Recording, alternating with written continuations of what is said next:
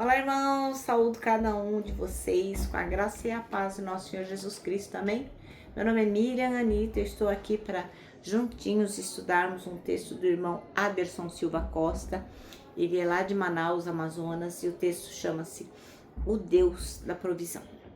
E então, antes de seguirmos, eu vou pedir para vocês já deixarem a Bíblia aberta no Salmo 107, porque ele é bastante extenso, e nós vamos lê-lo todinho. Então, deixa sua Bíblia aberta no Salmo 107. Já fica atento para curtir, compartilhar, se inscrever no canal, acionar o sininho. Para quê? Para que outras pessoas possam ouvir a palavra de Deus. Se nada do que eu disser servir para alguma coisa, pelo menos a palavra de Deus pode encher o coração das pessoas que vão ouvir de alegria e daquilo que elas precisam ouvir.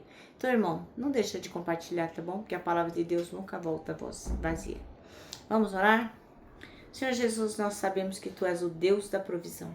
Que nós possamos ter isso em mente todos os dias da nossa vida e que possamos ser sempre gratos. Ensina-nos hoje, Senhor, através da Tua palavra, é o que te pedimos, em nome de Jesus. Amém. Bom, irmãos, então, o Deus da provisão, vamos ler o Salmo 107. Tá preparado aí, com a sua Bíblia preparada? Então vamos lá. Rendei graças ao Senhor porque Ele é bom e a sua misericórdia dura para sempre.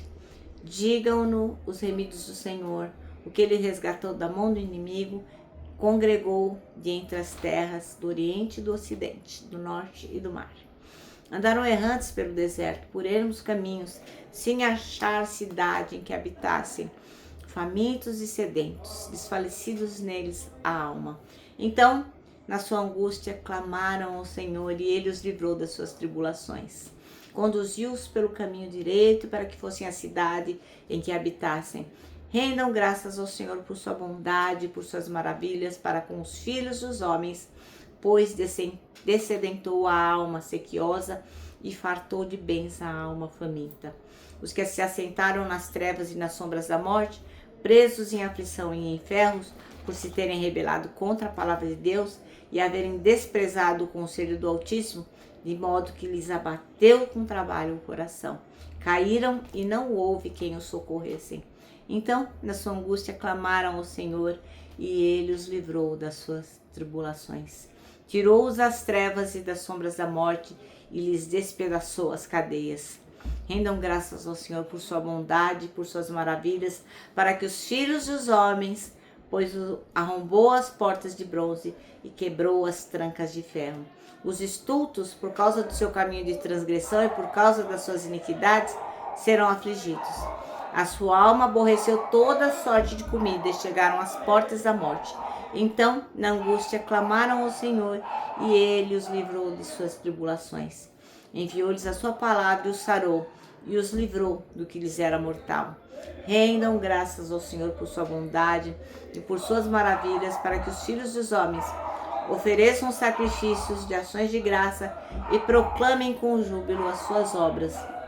Os que, tomando navios, descem aos mares, os que fazem tráfico na imensidade das águas, esses veem a obra do Senhor e as suas maravilhas nas profundezas do abismo.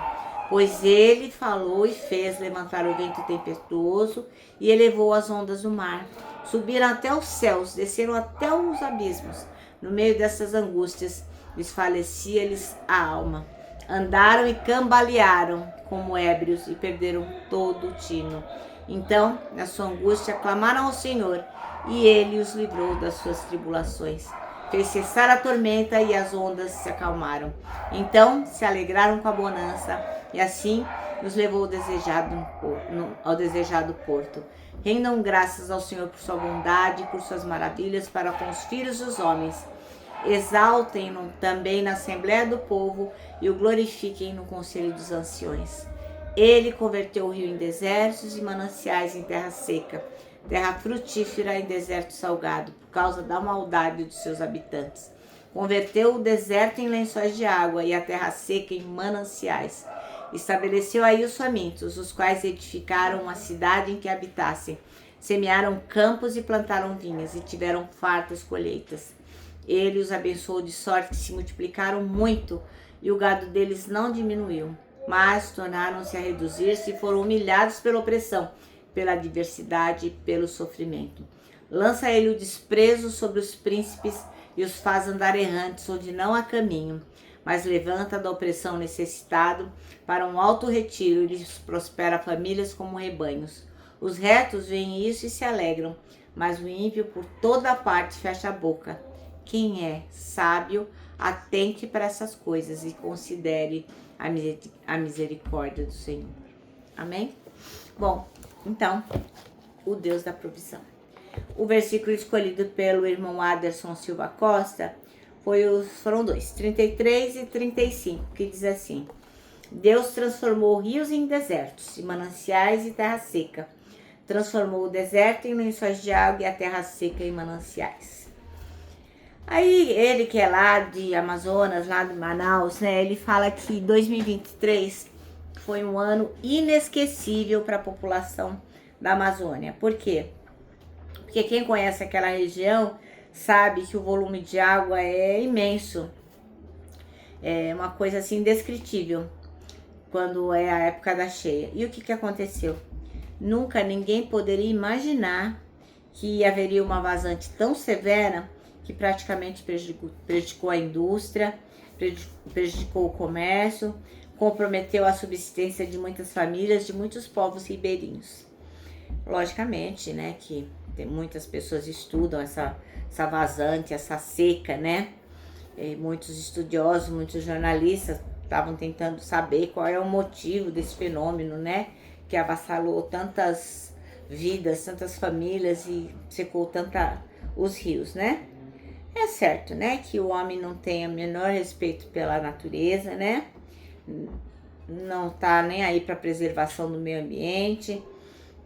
E isso, lógico, é uma grande parcela de contribuição. Mas a gente não pode esquecer jamais que o nosso Deus é soberano.